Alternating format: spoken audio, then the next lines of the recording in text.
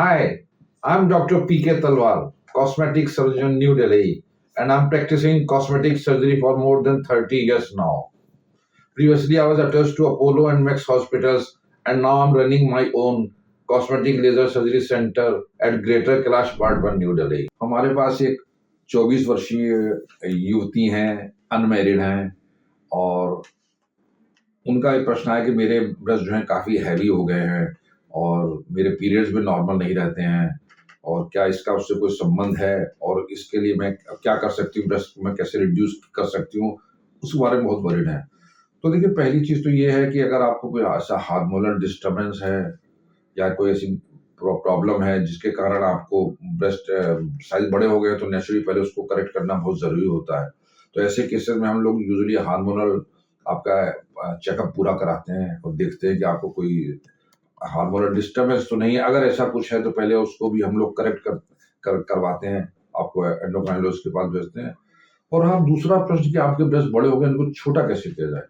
तो देखिए, ऐसा होता है कि इसमें आपकी ग्लैंड भी बड़ी है, इसमें फैट भी है, ब्रेस्ट में दोनों होती है, ग्लैंड भी होती है, फैट भी होती है, और स्किन का जो कवर है वो भी थोड़ा ढीला पड़ जाता है क्योंकि ब्रेस्ट बड़े होने के साइज से।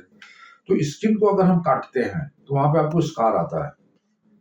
तो इसलिए हम स्किन को काटना में हमें शुरू में संकोच होता है, कुंवारी लड़कियों में स्पेशली, क्योंकि स्कार आएगा, शादी के बाद आपको समस्या आ सकती है अपने हस्बैंड से। अगर आप उसके लिए तैयार हैं तो हम लोग नेचुरली स्किन को भी काट देंगे, लेकिन जब भी स्किन में कट लेंगे तो एक स्कार नीचे आएगा, निपल के नीचे आएगा। दूसरा होता है कि ग्लैंड को भी काटना है, फिर अगर ग्लैंड बड़ी है, लेकिन अगर हम ग्लैंड को काटेंगे तो इससे आपकी मिल्क डक्ट्स जो है वो भी कट जाती हैं काफी कुछ, और उससे बाद में बच्चे को ब्रेस्ट फीडिंग करने में भी दिक्कत आ सकती है। जो बच्चे जो दूध पिलाती है माँ, उसमें भी प्रॉब्लम आ सकती है क्योंकि उसमें ब्रेस्ट की काफी ग्लैंड्स भी कट जाएगी। तो किया क्या जाए कुंवारी लड़कियों में? तो यूजुअली जो हम लोग सिंपल तरीका ये करते हैं कि हम लोग ब्रेस्ट का लाइपोसक्शन कर देते हैं, जिससे कि जो ब्रेस्ट का वॉल्यूम है वो कम हो जाता है। और जब ब्रेस्ट का वॉल्यूम कम हो जाता है तो उससे भी आपकी स्किन थोड़ी श्रिंक करती है, और साइज कम होता है, विजिबिलिटी उसकी कम होती है।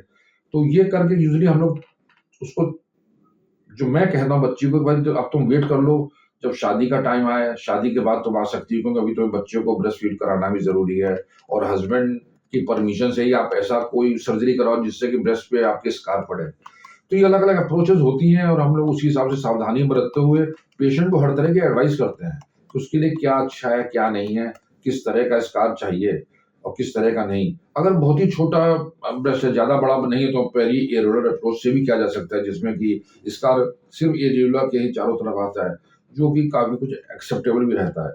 तो ये आप डिसाइड करेंगे जब आप अपने डॉक्टर के पास जाएंगे, अपने शहर के कॉस्मेटिक सर्जन के पास, और उनसे इस बारे में डिस्कस करेंगे, तो आप दोनों मिल बैठ के डिसाइड कर सकते हैं कि क्या करना उचित है।